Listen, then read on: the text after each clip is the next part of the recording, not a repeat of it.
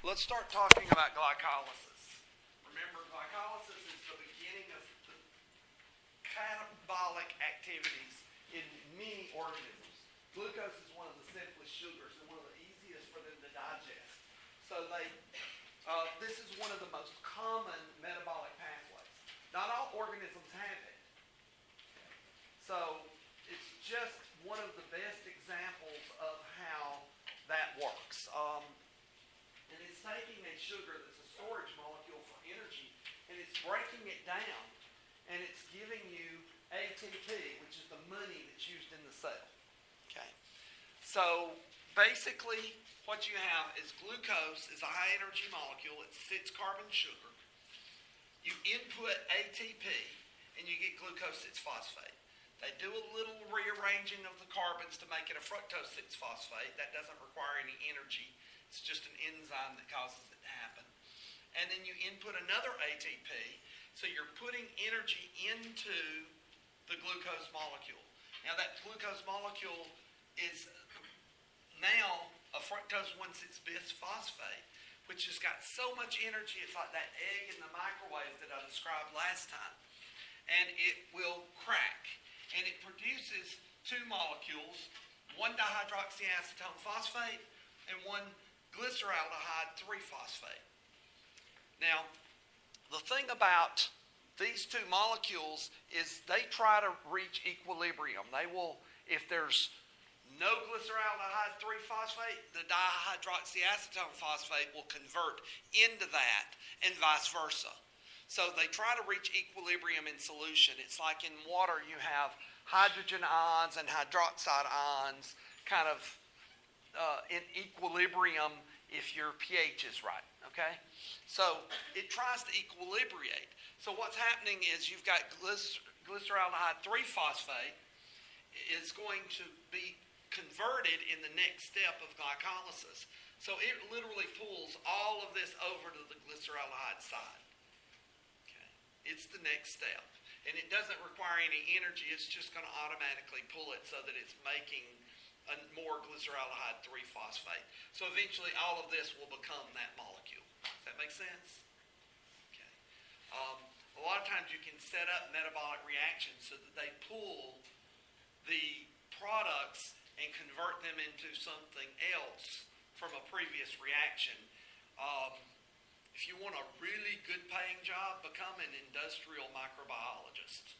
Those people make really good money, and a lot of it is setting up a system so that they can maximize the amount of a product that's being made. Remember, glycolysis does not require oxygen for it to go through all of these steps. It does require oxygen if you're talking about converting the NADHs into ATPs. So that process at the electron transport chain would require that. I go ahead and count those.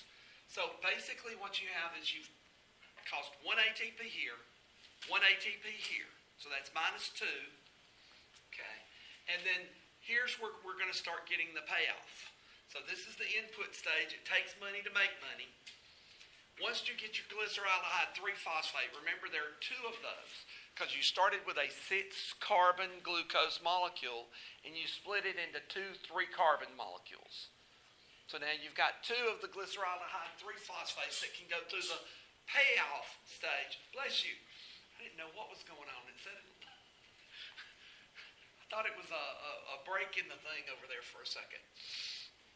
So what happens is you get a substrate level phosphorylation event occurring that will bring in inorganic phosphates. No, that's not there. That's somewhere else. In NAD and make NADH from each one of those glyceraldehyde 3-phosphates that come in. So you have 6 total here if you bring both of those glyceraldehyde 3-phosphates through. So you're going to get +6 if you go ahead and count that it's gone to the bank, the electron transport chain, and been converted. Then you get 1,3-biphosphoglycerate. ADP becomes ATP. That's where the inorganic phosphate should have come in. It takes an inorganic phosphate every time you take adenosine diphosphate and make adenosine triphosphate. So you're going to run those through. That's plus 2. You get a 3-phosphoglycerate, 2-phosphoglycerate. It's just rearranging where the carbons and all are not the carbons, where the other atoms are located. And then you get phosphoenol pyruvate, which is another high-energy molecule. It's ready to give off some energy. So phosphoenol pyruvate can become pyruvate and give you another set of ADPs becoming ATPs. So you'd get plus 2 there. So that's 6, 7, 8, 9, 10. So there's 10 gained minus the 2 over here. So however you want to count it up, I say you can get in aerobic situations, you can get up to 8 ATPs for every glucose molecule that goes through that process.